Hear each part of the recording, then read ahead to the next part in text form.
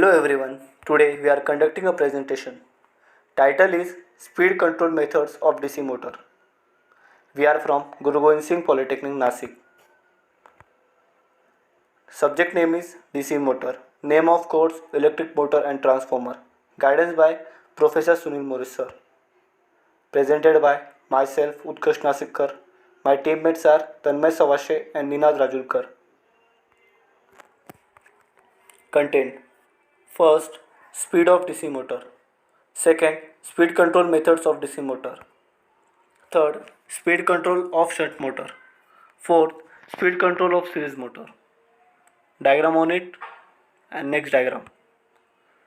Therefore, we see speed control methods of DC motor are where we know back EMF of DC motor EB is induced EMF due to the rotation of the armature in magnetic field. Thus, the value of EB can be given by the EMF equation of DC generator. There is equation EB is equals to P phi NZ upon 60A, whereas P is equals to number of poles, phi is equals to flux upon poles, N is equals to speed in RPM, Z is equals to number of armature conductor, A is equals to parallel path. The speed motor of given by N alpha EB upon phi, N is equals to K bracket V minus IAR upon phi RPM. R is equals to RA is equals to RA plus RSC for shunt and for series motor. Then speed of DC motor. There are two types of motor, speed control of shunt motor and speed control of series motor. In speed control of shunt motor, there are three types: flux control method, armature control method, voltage control method. And speed control of series motor, there are also three types: flux control method, variable resistance in series with armature, series parallel control. The next slide will be conducted by Ninad Rajulkar. Speed control of shunt motor. Flux control method. It is already explained above that the speed of a DC motor is inversely proportional to the flux per pole. Thus, by decreasing the flux, speed can be increased and vice versa. In shunt motor, as field current is relatively very small, ISH to R loss is small. Therefore, this method is quite efficient. Though speed can be increased above the rated value by reducing flux with the method, it puts a limit of maximum speed as weakening of fluid flux beyond the limit will adversely affect the communication. Speed control of shunt method. Second, armature control method. Speed of a DC motor is directly proportional to the back EMF EB, and EB is equal to V minus RA. That means when supply voltage V and armature resistance RA are kept constant, then the speed is directly proportional to armature current IA. Thus, if we add resistance in series with the armature IA decreases and hence the speed also decreases. Greater the resistance in series with the armature, greater the decrease in speed.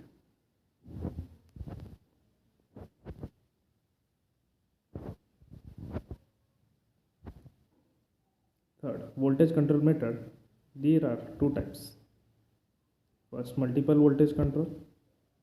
Second, Ward-Leonard system.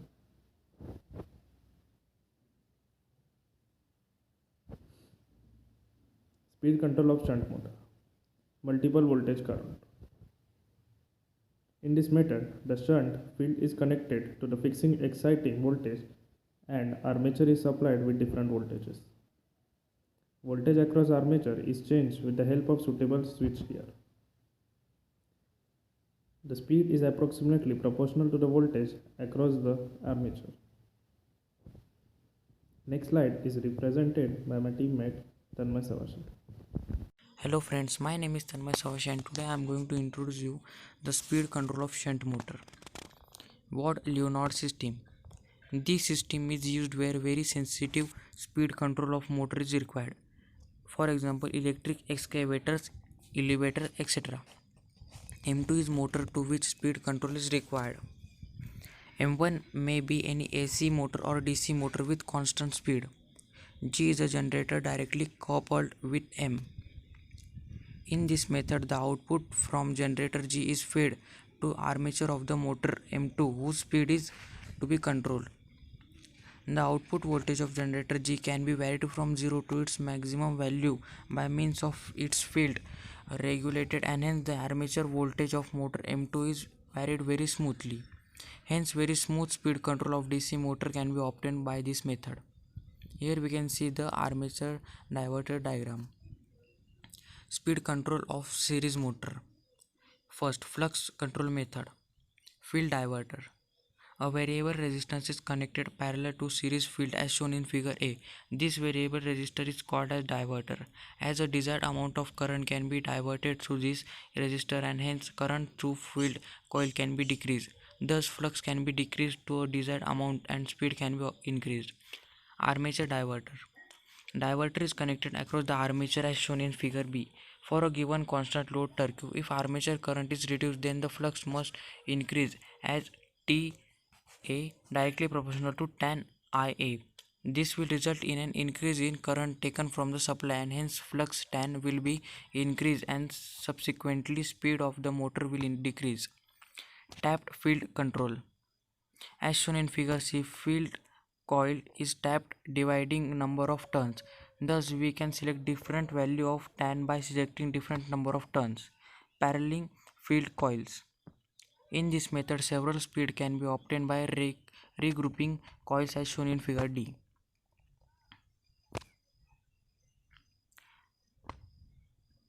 Speed control of series motor. Variable resistance in series with armature. By introducing resistance in series with armature, voltage across the armature can be reduced, and hence speed reduces in proportional with it. Here we can see the diagram of series connection and parallel connection. Series parallel control. This system is widely used in electric traction, where two or more mechanical coupled series motor are employed. For low speed, the motor are connected in series, and for higher speed, the motor are connected in parallel. When in series, the motor have same current passing through them, although voltage across each motor is divided. When in parallel, the voltage across each motor is same, although the current gets divided. References. There are some references on it. You can watch this video and make sure to comment on it. Ask any question please.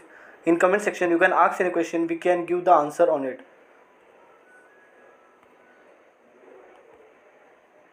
Thank you so much. We are from second year electrical engineering. Please make sure subscribe on it our channel. Thank you.